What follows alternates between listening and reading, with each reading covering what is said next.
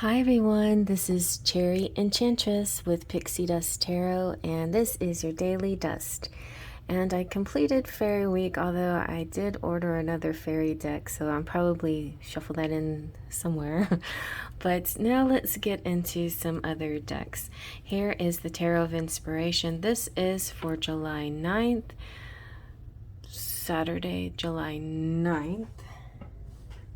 Yes, and I'm filming it a day ahead of time, but you definitely can watch it at any time. It's timeless.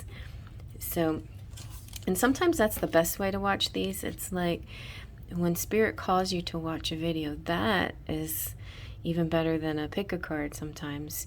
Or when Spirit calls you to watch a pick a card, that's how, when you feel this draw, this pull, that's how the law of attraction works for your message, for a specific message.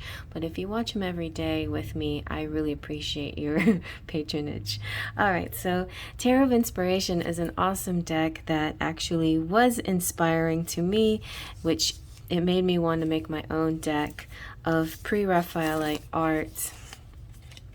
Similar, because I was trying to get a hold of this and I was having trouble purchasing it. I think it's from Russia. This was a few years ago though, and I was trying to get this, and somehow my PayPal wasn't working or something. And anyway, eventually I did get.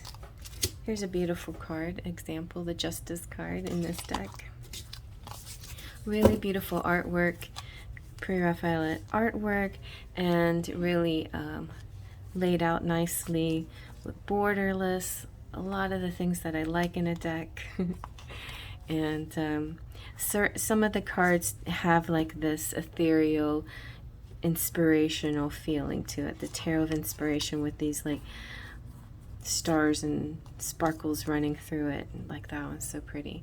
So yeah, and it's mostly pre-Raphaelite artwork.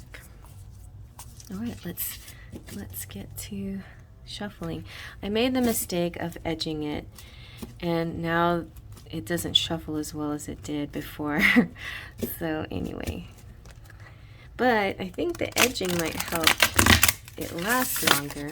Anyway, it is one of those decks that shuffle very nicely. And I bought it from eBay. I'm not eBay. Etsy. Herzig. I'll link the. I don't normally link it, but I think you might be interested. I don't know. She also has a website, so it might be hard to come by. But anyway. Also, Journey into the Night was the inspiration behind buying this deck, and she was just, all her readings so accurate, and just loved her so much. I miss her a lot. All right, so let's take off the top. Ooh, we have a Knight of Swords. Isn't he handsome? And this horse looks very like eager, like doesn't want to be restrained, right? But the knight is got things under control. He's young, he's handsome, strong-willed. Swords energy is air signs like Gemini, Libra, and Aquarius. So he could be just trying to go about things in a very, you know what though? When the Knight of Swords oftentimes means a forceful approach. So we'll see more about this. And then we have the Queen of Swords. So this could be a romantic couple, or this could be like mother energy, like, I have to hold on to my horse because mother says.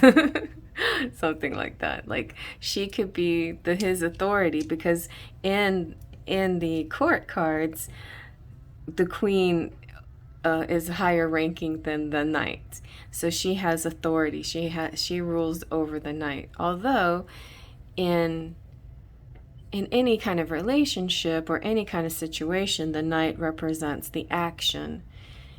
So it could represent action, but also I just feel like there's a young energy here and an older, more restrictive energy here. Let's see what else. And then we have the Three of Swords. Oh my goodness. Well, let's see how we can pull this all together. Interesting, very interesting. So this person here is intelligent first and foremost.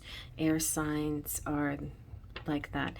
This could be a courageous person. It could be impulsive, although impulsiveness I associate a little more with wands, but there can be an impulsiveness when if they change their mind. That can happen very easily in the air suit. They can represent a change in relation, a change in a situation, kind of a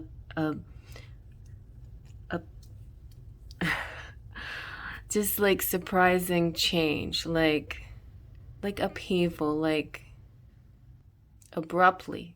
That's what I was going for, an abrupt change. So I think that abrupt is a good word because it lends sort of a harshness to it that the Swords energy has.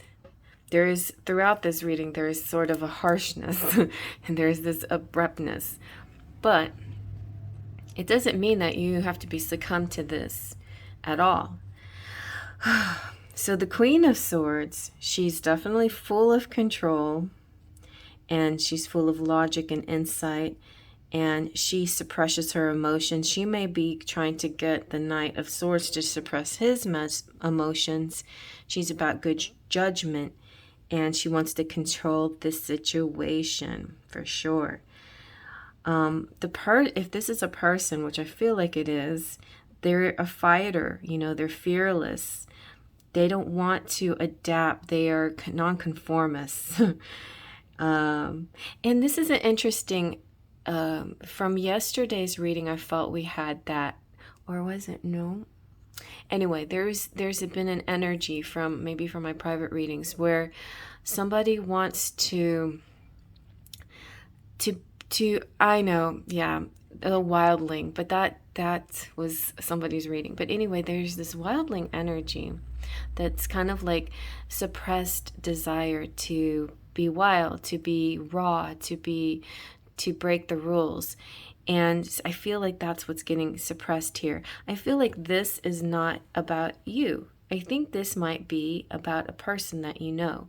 It could be your love interest. It could be a friend. It could be somebody you care about, somebody that you're associated with.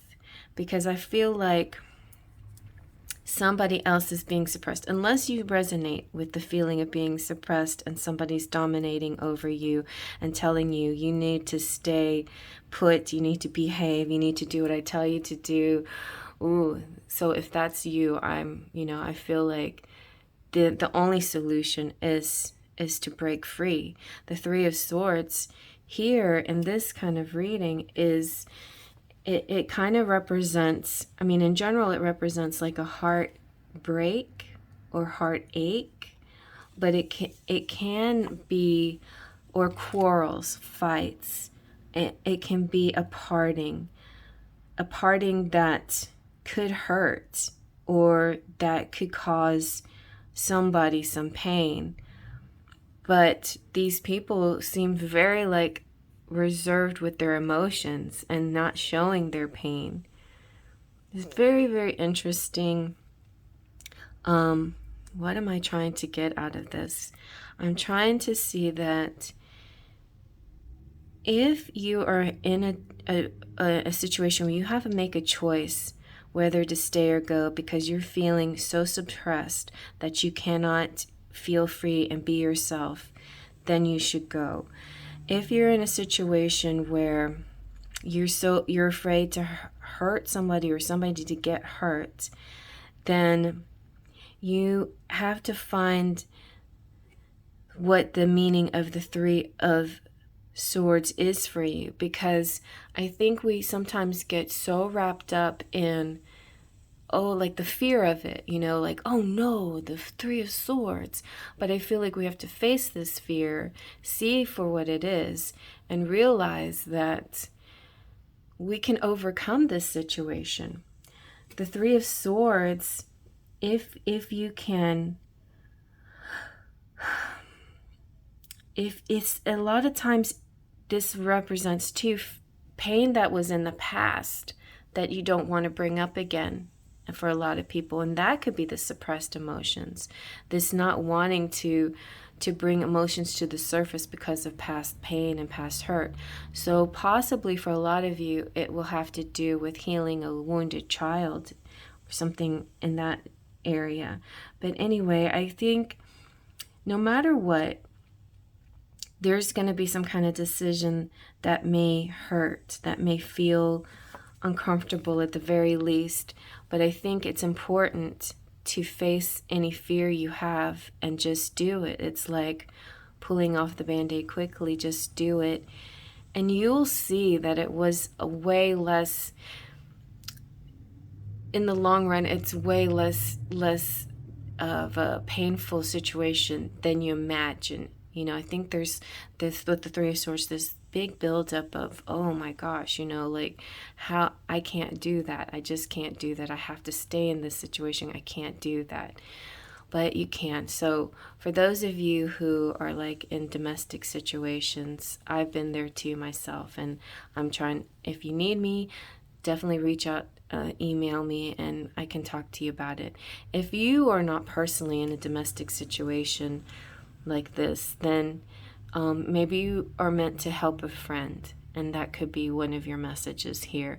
Or maybe there's some, you have an outlet, a social media outlet or book or something like that, where you're helping people recover, you know, face these kind of issues. And you know, what helped me was a hotline number, actually, and a counselor. And so these are things that you could be for others as well.